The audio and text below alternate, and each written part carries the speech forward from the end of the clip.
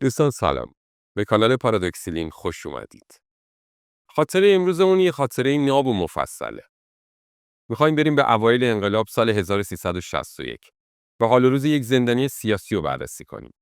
این زندانی مشهور کسی نیست جز هوشنگ ابتهاج متخلص به سایه که به جرم عضویت و همکاری با حزب توده دستگیر میشه. زندانی شدن سایه در سال 62 از مهمترین وقایع زندگی اون بوده که تأثیر قاطع تو مسیر زندگی خودش و خانواده‌اش میگذاره. پس بشنویم خاطره امروزمون رو. اسم این خاطره خاطرات ابتهاج از زندان جمهوری اسلامی. خاطرات هوشنگ ابتهاج از زندان جمهوری اسلامی. سال 1362. من میدونستم که میان سراغم. مدتی قبل از دستگیری 2 نفر اومدن به من گفتن آقا شما 15 روز خونتون نباشید. ما ترتیبی میدیم که شما از کشور خارج بشین. چون احتمال میدادن که دستگیری‌های عمومی شروع بشه. من گفتم نه، میخوام بمونم. گفتن مگه نمیدونی که ممکنه چی بشه؟ گفتم میدونم، ولی میخوام بمونم. بعد از دستگیری گروه اول رهبرای حزب تو بهمن 61 یه عده هم از توده‌ای‌ها و هم از فدایی‌ها اومدن به من گفتن که فلانی شما 2 هفته تو خونتون نباشین. ما ترتیبی میدیم که شما به سلامت از کشور خارج بشین. گفتم نه، من اینجا میمونم. گفتن مسئله جون شماست. گفتم میدونم. هرچی اصرار کردن گفتم نه.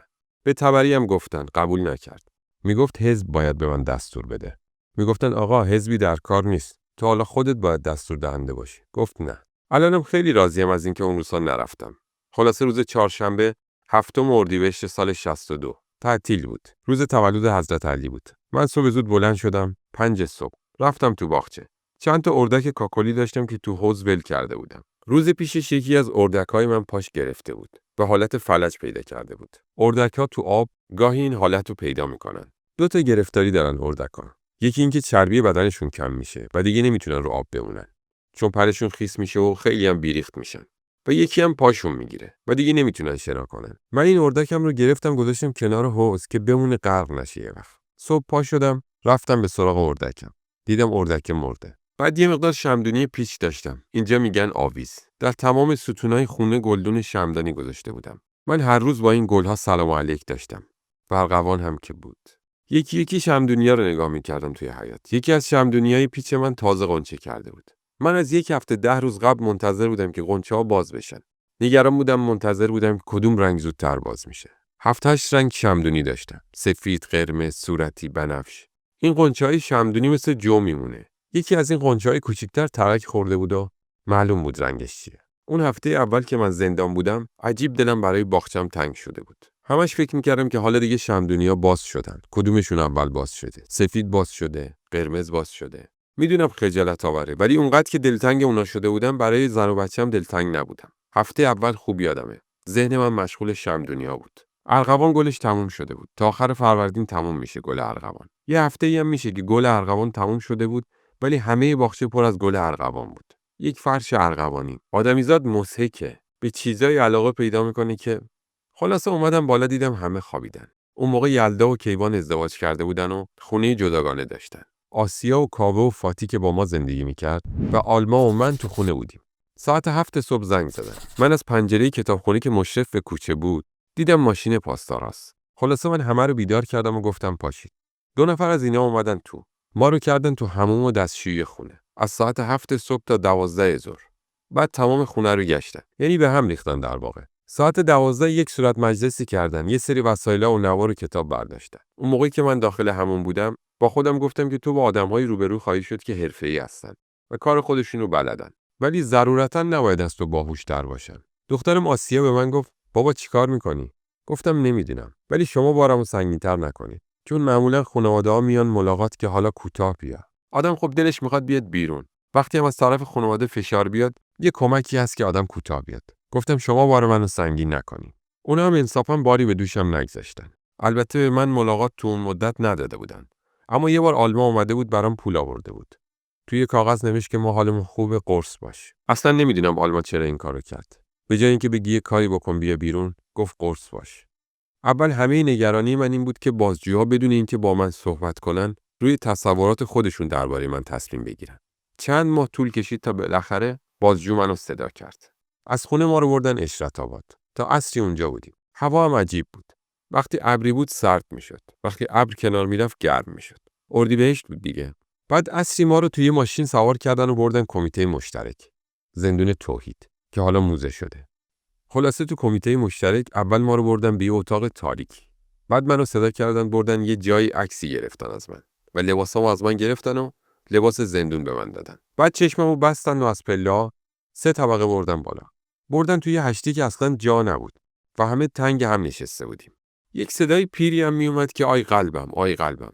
یه لیوان و کاسه پلاستیکی و ابر و اسکاچ به من دادن. گفتم اینا رو چرا به من میدی؟ گفت لازمت میشه. بعد یه نفر یه ملاقه از یه جایی زد و یه چیزی ریخت تو کاسه ما. گفت شامتو بخور. یه سوپی بود، خیلی ترش و به شدت بوی کافور میداد. من یه مقدار از اون سوپ بد خوردم. نهار هم نخورده بودم. بعد یه پتوی خاکالود به ما دادن گفتن بگیر بخواب. من داشتم فکر میکردم چطور بخوابم. دستمو دراز کنم به یکی میخوره، پامو دراز کنم به یکی میخوره. خلاصه در همین فکر بودم که کدوم طرف بغلتم که به کسی تنه نزنم. یه نفر اومد گفت پاشین. پا شدیم. ما رو قسمت بندی کردن و منو با یه عده‌ای بردن نزدیک اون هشتیه. توی اتاق به نظرم بزرگی، مثلا 5x8 متر. 3 ضلع این اتاق زندونیا رو نشونده بودن. منو یه جایی نشوندن و گفتن شمارت 5. گفتم چی؟ گفت شمارت 5. منو گفتم خیلی خوب. 2-3 دقیقه بعد منو بلند کردن بردن اون طرف نشوندن و گفتن شمارت 10. گفتم به این زودی ترقی کردم. این شعر مال اونجاست. افتاده ز بام خاک درگه شدم. چون سایه نیمروز کوته شدم. روزی شوهر، پدر، برادر بودم. امروز همین شماره 10 شدم. من وقتی تو اون اتاق شماره 10 شده بودم، بالای اتاق یه پنجره بود که البته چیزی از بیرون رو نشون نمیداد. من حس کردم که یه صدایی از اون دور میاد. یه مرغی میخوند که صداش برام خیلی غریب بود. خب من صدای بلبل، قمری، کفتر، قناری رو میشناسم. صدای هیچ کدوم از اینا نبود. اون موقع اینطور به نظرم میومد. غروب و گوشه زندان و بانگ مرغ غریب. عین این واقعیت. شب اول دستگیری رو یادمه. کنار مستراح جام داده بودن. یه پتوی سربازی خاکالود دادن به ما با یه جفت کفش لاستیکی کهنه. روی کف سیمانی راهرو خوابیدم و اون کفش لاستیکی رو هم گذاشتم زیر سرم به جای بالش.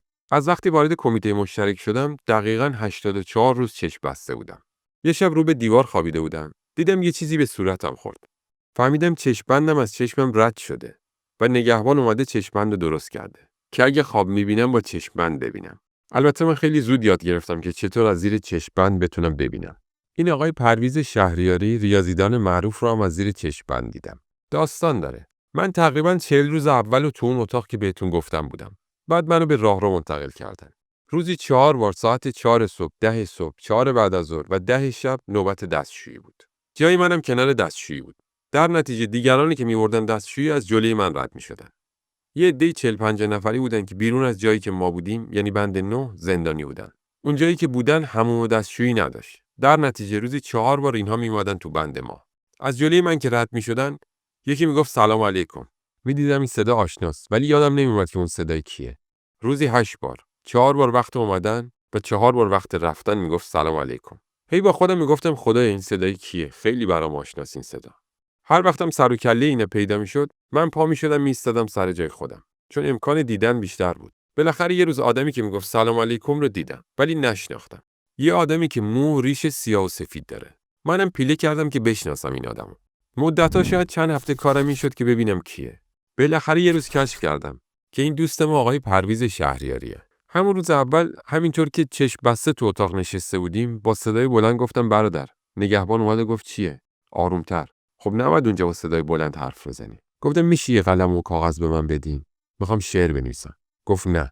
ممنوعه. گفتم خیلی خوب. اگه قدغنه نمیخواد. ولی بلافاصله رفت از دفتر 2 ورق کاغذ کند و با یه خودکار بیک آورد. من این مثنوی چشم بسته و چند بیت غزل دل شکسته ما همچون آینه پاک است رو اونجا نوشتم. با چشم بسته نوشتم. ولی زیر چشم‌بند تا حدودی کاغذ رو میدیدم. به نگهبان گفتم اگه بخوای میتونی این شعر رو بخونی. گفت اجازه میدی؟ گفتم بله. این کاغذ رو گرفت از من و رفت پیش رفیقش و با صدای بلند براش خوند. شعر درستم نمیخوند. خلاصه یادم نیست همون روز یا فردا یه نگهبان ترک اومد جلوی من وایساد. اون 2 تا نگهبان قاعدتاً باید ورق شعر منو گزارش داده باشه. خلاصه اون نگهبان ترک اومد جلوی من وایساد. منم نشسته بودم. عین جمله‌ش اینه. نه.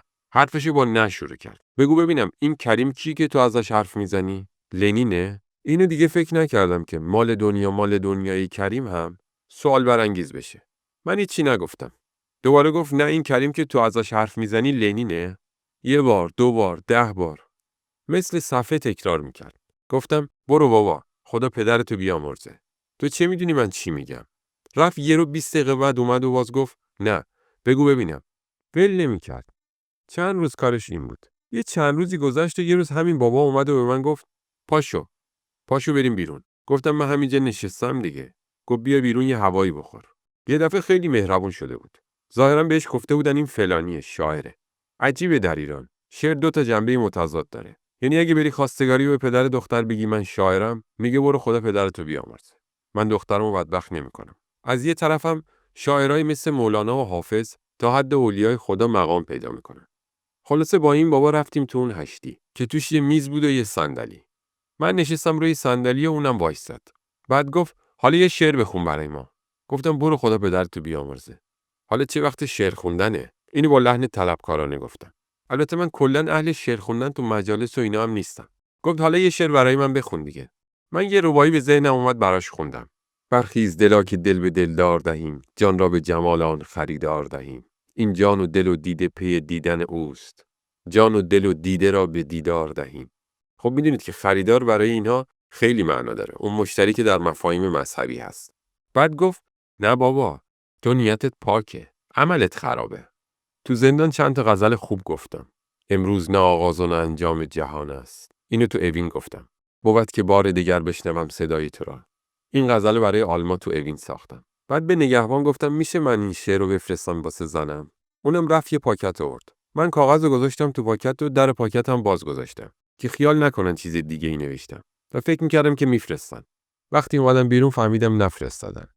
دلیل این که تو زندان من شعرهای خوبی ساختم این بود که تو زندان شما صدایی نمیشنوین. کسی رو نمیبینین. در نتیجه از 2 دریچه خیلی مهم محرومین. قطع ارتباط با دنیاست دیگه. این باعث میشه که حواستون جمع‌تر بشه و در ضمن آدم خیلی سریع مستعد تاثیرپذیری میشه. کمترین چیزی شما رو زیر و رو میکنه.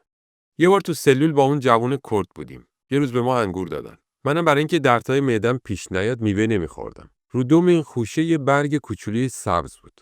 من زدم به گریه از دیدن این برگ. این زندگی، یعنی تمام زندگی رو که فراموش کرده بودم، یه دفعه با دیدن اون برگ اومد جلوی چشمم. یا یه لیوان پلاستیکی داشتیم. من کش جورابمو درآوردم. سر کشو با انگشت شستم میگرفتم. بعد کشو میکشیدم به اون طرف لیوان و با انگشت نگه می‌داشتم. خیال می‌کردید چقدر؟ 1 ساعت، 2 ساعت، 3 ساعت طول می‌کشید تا بتونم کشو به صورت کشیده نگه دارم. تا مثل ساز یه ناخن به اون بزنم. هی کش در میرفت. اصلا صدایی هم نداشت. ببینید که چقدر تشنگی برای شنیدن صدا دارید. نمیتونید تصور کنید که در اون حالت چه نیازهایی در وجود شما هست. گاهی دلم برای اون روزا تنگ میشه. خیلی داستانای عجیب و غریبی اتفاق افتاد اونجا. یه نگهبان برای من شعر میگفت. پدرمو در آورد با این کار. یه روز دیدم بالا سرم وایساد. آذربایجانی بود. قصه مخور شاعرم. اینو به زندانی که اون حتی ناپاک میدونه، ملحد میدونه، کافر میدونه، خیانتکار به انقلاب اسلام میدونه میگه. شاعرم. گفت قصه مخور شاعرم. آخر من آزادت کنم. داخل خانه‌ات کنم. در باغ و بستانت کنم. من های های زدم به گریه. گفتم اینو بنویس بده به من. اسم این نگهبانو نمیدونم. یه بارم یه 2 بیتی برام آورد گفت اینو برام درست کن. من اونجا فهمیدم این 2 بیتی رو برای بچهش گفته. بعد فهمیدم 2 تا پسرش تو جنگ شهید شدن. ولی این مرد اصلا به روی خودش نمیاره. خیلی عجیب بود. منظورش این بود که همه گل رو تو باغ و بستان جستجو میکنن. گل من تو رو در خاک جستجو میکنم. خیلی اذیت کرد منو. من 2 تا 2 بیتی براش ساختم با همون مضمون خودش و با همون کلمات خودش. بعد براش خوندم و بهش دادم که تشکر کرد. متاسفانه این شعرها تو خاطرم نمونده. شعر اون یادمه ولی شعر خودمون نه. ببینید هر بندی 2 تا نگهبان داشت که شیفتی میچرخیدن. یکی از این نگهبانا خیلی بد اخلاق بود. من صداشو میشنیدم ولی نمیدونستم این کیه. یه روز تو دستشویی بودم. چشم‌بندمو گذاشتم بالای سرم و داشتم صورتمو میشستم. به نظرم اومد کسی اومده تو دستشویی. یه لحظه دیدم یه نگهبان جوونیه. خب مدتاست که من هیچ آدمی رو ندیدم. هیچ منظره‌ای رو هم ندیدم. یه حالت عجیب و غریبیه. ظاهرا تو همون لحظه من تبسمی کردم. دیدم یه مرتبه داد زد سر من. چرا میخندی؟ نبینم دیگه بخندی. من 2 تا حالت متضاد پیدا کردم. یادم اومد سیاوش کسرایی میگفت بمیرم الهی. سایه وقتی بعد از قرنی میخنده زیر سیبیلاش قایم میشه. چون سیبیلای سیاه بلندی داشتم. اصلا کسی خنده منو نمیدید. میگفتن بابا یه بار بخند ببینیم بلدی بخندی. من همون موقع در ذهنم اومد دوستای من حسرت میکشیدن که من یه بار بهشون تبسم کنم. حالا این به من میگه چرا میخندی؟ بعد از یه طرفم به شدت عصبی شدم. این حالات متضاد همیشه در من هست. چشم‌بندمو کشیدم پایین و با عصبانیت از کنارش رد شدم. اگه خودش کنار نکشیده بود شاید بهش تنم میزدم. رفتم سر جام. جام جلوی در مستراح بود. همینطور عصبانی و اخمو نشستم. ظاهراً یه نگهبان دیگه‌ای ناظر این صحنه بود. اومد به من گفت آقا خودتو ناراحت نکن. اینا جوونن. قصدی نداشته، شوخی میکرده. گفتم من با کسی شوخی ندارم. دیدم داره منو نصیحت میکنه که چرا خودتو ناراحت کردی و از این حرفا. گفتم برو آقا ولم کن. من دلم از جای دیگه پره. ظاهراً دیگران به این نگهبان بد اخلاق گفتن که این فلانیه، شاعره. حالا یادم نیست همون بعد از ظهر بود یا فرداش. دیدم یه نفر جلوم وایساد و بعد جلوم چنباتمه زد و نشست. گفت تو شاعری؟ گفتم این صدای همونیه که به من گفت چرا میخندی. تمام ذرات من برای جنگیدن تحریک شد. گفت تو شاعری؟ منم همینطور اخم کرده ساکت نشستم. دوباره گفت تو شاعری؟ گفتم گفت به من یاد بده. با تغییر گفتم چیو یاد بدم؟ گفت شعر گفتن. گفتم نمیشه. گفت چرا نمیشه؟ گفتم 1000 چیز میخواد و اول یه قلب خوب. تفلک موند. خب آدم نمیتونه بگه من یه قلب خوب دارم. گفتم از شعر خوشت میاد؟ گفت بله. تا گفت بله فهمیدم که دیگه دوره حکومت منه. چون اونا به کسی بله نمیگفتن. آره و تو و این چیزا میگفتن. گفتم خودت هم شعر میگی؟ گفت برم بیارم. گفتم برو بیار. رفت یه برگ کاغذ برداشته آورد. با قلم درشت، نستعلیق بد. یه شعر کج و کله نوشته بود. قافیه و وزن و ردیف همه غلط. کاغذ رو داد به من. گفتم من که نمیبینم. گفت یکم چشم‌بندتو بزن بالا. منم چشم‌بند گذاشتم بالای پیشونیم. خب اون میخواد دیگه. اونجا خب قیافه‌شو دیدم. یه پسر 18 19 ساله با یه صورت کشیده که کرک صورتش تازه در اومده. دیدم از پسر کوچیک منم کوچیک‌تره. دیگه اون عصبانیت و ستیزه‌گری من آروم شد. خوندم شعرشو، چشم‌بندمو پایین کشیدم و کاغذو دادم دستش. گفت چطوره؟ گفتم مزخرفه. گفت چرا؟ گفتم چرا نداره، مزخرفه دیگه. گفت درستش کن. گفتم کجاشو درست کنم؟ جای آباد نداره. بعد بهش گفتم ببین من یه جلسه به درس میدم. اگه یاد گرفتی ادامه میدم. وگرنه با هیچ توپ و تانگی کسی نمیتونه منو مجبور کنی که چیزی به کسی یاد بدم. گفت بگو. گفتم برو یه کاغذ قلم بردار بیار. حالا دیگه این اومده بود تو محله ما. رفت و آورد و من شروع کردم به روش خودم بهش وزن و شعر یاد دادن. یه 10 دقیقه بهش درس دادم به اصطلاح. یکی دو بارم خواست بنویسه. بهش گفتم حالا ننویس. بهت میگم کجا باید بنویسی. یه 10 دقیقه حرف زدم و بعد ازش پرسیدم چی گفتم؟ درست مثل این که ضبط کرده باشه به من پس داد. چنان ذوق کردم که اصلا یادم رفت من زندانیم و اون زندانبانه. بهش گفتم آفرین. عجب حافظه‌ای داری. بریم. دیگه تو تمام این مدت که کشیک بود می اومد پیش من درس می گرفت و کار بند و اون یکی همکارش می رسید. تو 1 ماه و نیم 2 ماه چه پیشرفتی کردیم بچه. یه روز اینا رو برده بودم به ملاقات آقای خمینی. یه شعر اونجا گفته بود که برای من خوند. من چون روم از اینجا شمس و قمر اینجاست. باور کردنی نبود. مصرع دومش خراب بود. گفتم نه این خوب نیست و به مصرع اولت نمیخوره. مثلا اینجوری باید بگی. گو صد شب تار آید روشن سحرم اینجاست. گفت آقا نه این از کلاس من خیلی بالاتره. دیدم شعر رو میفهمه. خیلی اهمیت داره. گفتم پس خودت برو درست کن. خیلی جوان با استعدادی بود و سریع پیشرفت میکرد. بعد اومد به من گفت یه تخلص برام پیدا کن. گفتم خودت باید پیدا کنی. فرداش اومد گفت آقا تخلص حامد رو انتخاب کردم. گفتم خوبه. این کلمات دوهجایی در همه وزن‌های شعر فارسی جا میگیره. مثلا خاقانی یا شهریار تو بعضی وزن‌ها جا نمیگیره. یه روزم اومدن و منو بردن توی بند دیگه‌ای توی سلولی. شب دیدم که این جوون اومده سر شیفتش دیده من نیستم. رفته همه جا رو گشته تا فهمیده من کجام. بعد میومد بیرون در سلول میشست و درس میگرفت. کم کم پوتینشو در آورد و اومد تو سلول پهلوی ما. 2 نفر بودیم. من و یه جوون کرد. نشست. ساعت 11 در سلول رو میبستن. این تا 1 و نیم میشست و در سلول باز بود. هوا هم میومد. این جوون کرد که با من هم سلول بود کیف میکرد. شب نشینی بود دیگه. شعر میخوندیم، حرف میزدیم. من دیدم که این بچه‌ست و داره افراط میکنه. میدونستم چی میخواد بشه. یه شب پیش ما نشسته بود که یکی اومد صداش کرد. رفت و بعد از نیم ساعت حدوداً اومد دیدم خیلی قیافش گرفته است. گفتم مشکلی پیدا شد؟ گفت نه آقا چیزی نیست. دیگه از فردا نیومد. ظاهراً بهش گفتن دیگه حق نداری با این زندانی حرف بزنی. بعد از 7 ماه که من کمیته مشترک بودم، یه روز منو صدا کردن و گفتن اساستو جمع کن. گفتم منو کجا میبرید؟ گفتن انشالله اوین. کنار ماشین منتظر بودم تا 2 نفر دیگر رو هم که قرار بود با هم به اوین منتقل بشیم بیارن. از زیر چشم‌بندم دیدم که این جوون 2 قدمی من وایساده. در هر صورت این آخرین دیدار من با این جوان بود.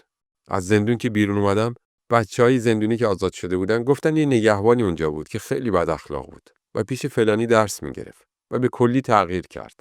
آدم خیلی نرم و مهربونی شده بود و بعد رفت جبهه و شهید شد.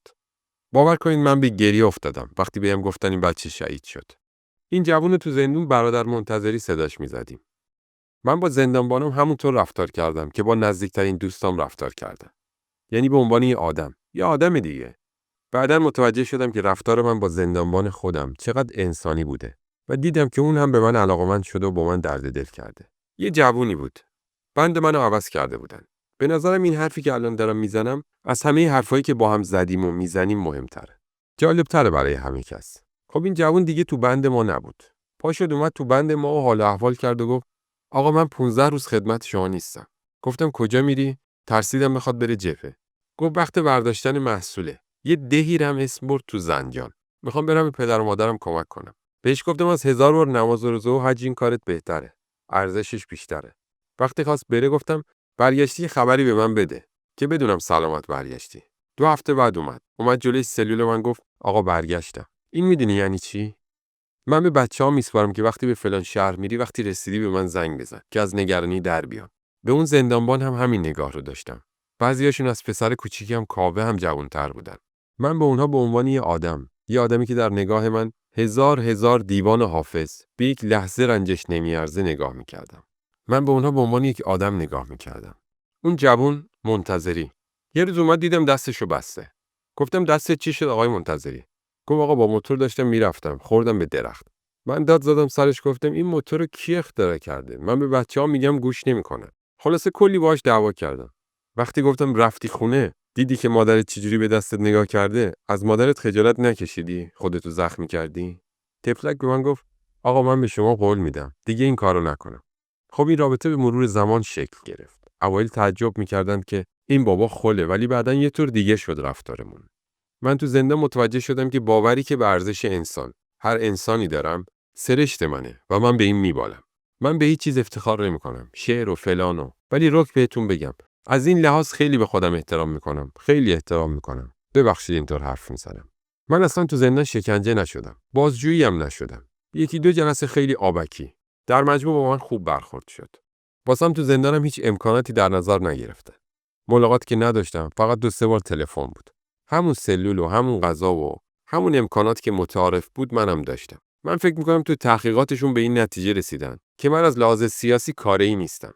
چون من هیچ دخالتی نداشتم در مسائل سیاسی. هیچ وقتم به من نگفتن که چرا زندونی شدی. یه بار یه جایی از من پرسیدن که چرا آزاد شدی. گفتم باید از اونها بپرسید که چرا منو گرفتن. من 4 اردیبهشت سال 1363 آزاد شدم. اینی که میگن نامه شهریار به آیت الله خامنه‌ای تو آزادی من نقش داشته، گمان میکنم بله. اون وقتی که من زندان بودم، شهریار یه نامه‌ای به آقای خامنه‌ای نوشت. کسی که اون نامه رو به آقای خامنه‌ای رسوند برام تعریف کرد که شهریار نوشت که وقتی شما سایه رو زندانی کردید، فرشته‌ها بر عرش الهی گریه میکنند. من با سایه زندگی کردم. این الست و بلس. عارفه. این قضیه رو سال 66 این آقا تو خونه شهریار به من گفت. باید درست باشه این حرف. چون یه روز منو صدا کردن و گفتن بساطتو جمع کن و بدون محاکمه آزاد شدم. نمیدونم اگه اون روز آزاد نشده بودم الان بدون شک زنده نبودم که مبتلای شما بشم. اگرم فرشته‌ها گریه میکردن به حال و روز این روزای من گریه میکردن. دوستان در اینجا به پایان این ویدیو خاطره میرسیم. امیدواریم این خاطره رو پسندیده باشید. با انتشار این ویدیو و کامنتاتون ما رو برای ادامه کار دلگرم‌تر میکنید. تا ویدیوی بعدی شما رو به خدای بزرگ میسپاریم. وقتتون بخیر و به امید دیدار.